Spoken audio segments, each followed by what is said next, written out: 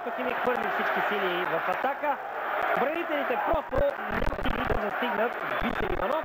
Той дублира много добре голмайстора на своя отбор и отбелязва второто попадение за Левски. Левски води с 2:0 секунди преди последния съдийски сигнал. Радост за Димитър Димитров. Радост за всички привърженици на Левски. Още веднъж повторението. Оставен абсолютно непокрит. Бисер Иванов прави резултата 2:0.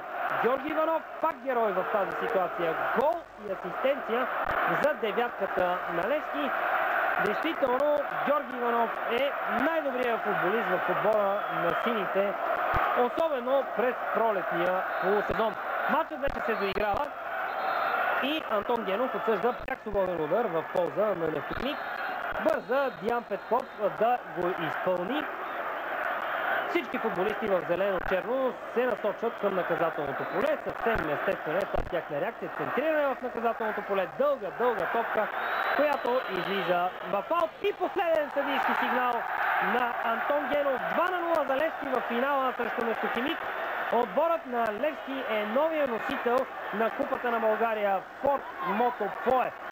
Действително, след като матчът вървеше напълно равностойно 85 минути, в заключителните 5 сините решиха всичко в своя полза. Златни медали и Купа на България за сезон 1999-2000 година. Отбора на Левски София.